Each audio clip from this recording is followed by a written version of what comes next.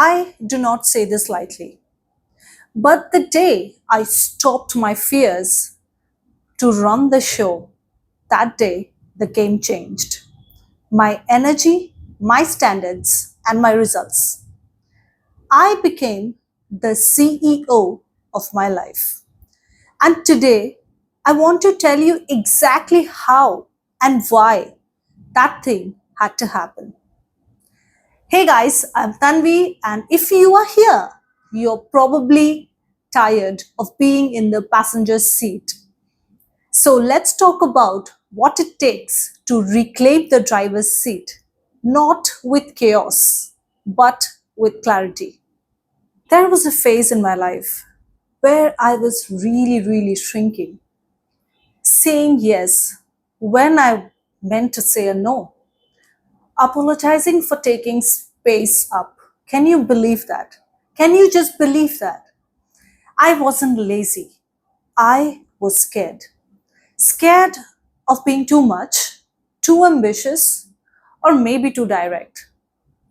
But deep down, I knew that my most powerful self was sulking.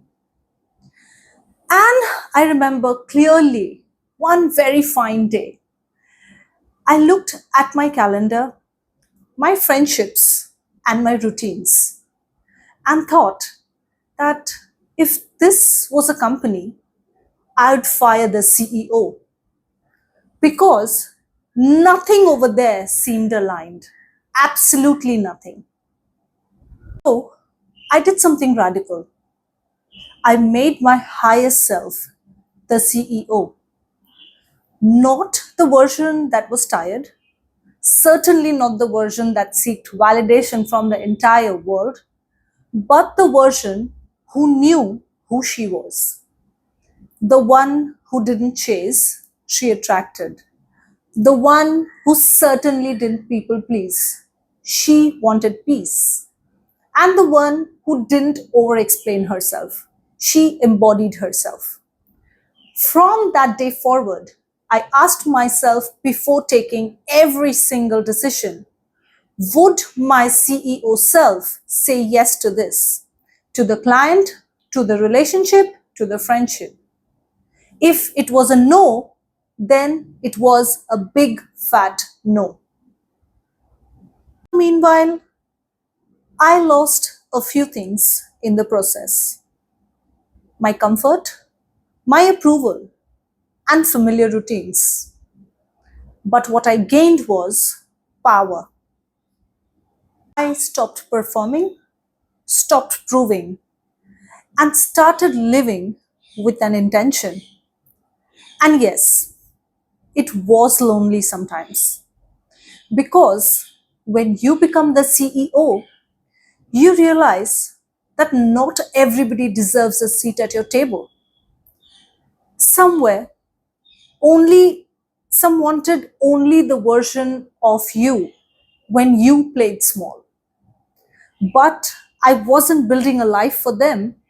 What I am doing now is building a legacy. So today, I protect my mornings like a ritual. I calendar rest, not as a luxury, but as a leadership practice. I don't take calls that drain me. I don't explain boundaries. I uphold them.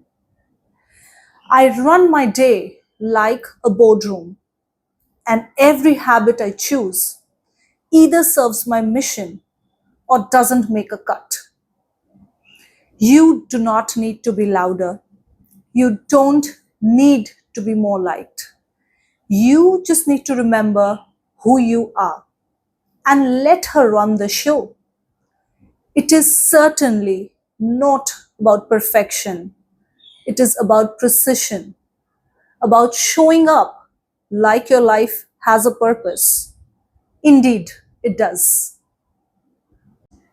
If this landed for you, and if a part of you whispered, finally, you are in the right place, please like and subscribe because from here on, we lead.